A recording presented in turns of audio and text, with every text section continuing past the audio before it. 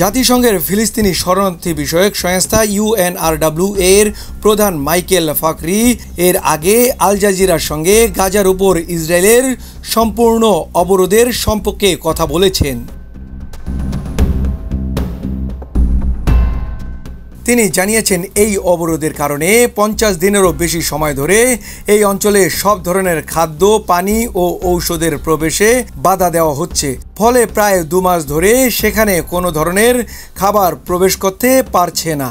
এতে তীব্র অনাহারে দিন কাটাচ্ছেন অসহায় ফিলিস্তিনিরা।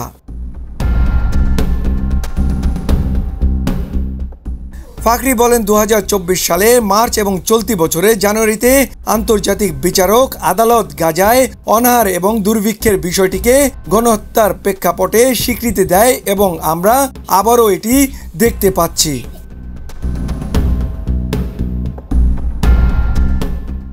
গত 3 মার্চ নেতানিয়াহু ঘোষণা করেন, ইসরায়েল গাজায় সব ধরনের পণ্য এবং মানবিক সহায়তা প্রবেশ বন্ধ থাকবে।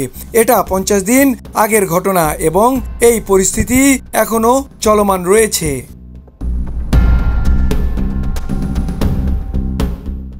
তিনি আরো বলেন, আন্তর্জাতিক আইনের অধীনে এমন কোনো শর্ত নেই যেখানে কেউ বেসামরিক নাগরিকদের মানবিক সহায়তা প্রবেশে বাধা দিতে পারে। সুতরাং ইসরায়েল বেসামরিক নাগরিকদের উপর মানবিক সহায়তাকে দর কষাকষির একটি উপায় হিসেবে ব্যবহার করছে। ফাকরি আরো বলেন, এটা আন্তর্জাতিক আইনের স্পষ্ট লঙ্ঘন এবং এর কোনো ব্যতিক্রম নেই। ফাকরি জানিয়েছেন, ইসরায়েল গাজায় মানব সৃষ্ট এবং রাজনৈতিকভাবে উদ্দেশ্য প্রণোদিত অনাহার পরিস্থিতি সৃষ্টি করেছে।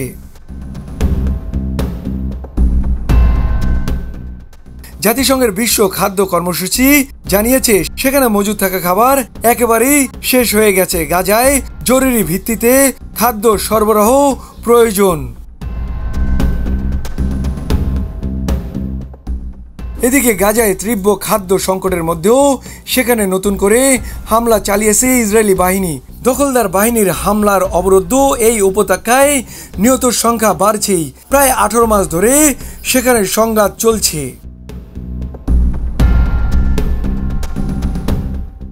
গাজার হামাস নিয়ন্ত্রিত স্বাস্থ্য মন্ত্রণালয় জানিয়েছেন, রিপোর্ট লেখা পর্যন্ত সেখানে কমপক্ষে 51,439 জন ফিলিস্তিনি নিহত হয়েছেন।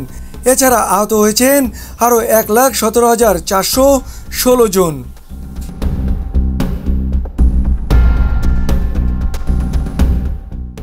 এই পরিস্থিতিতে বিশ্ব নেতাদের দৃষ্টি চান বিশ্লেষকরা।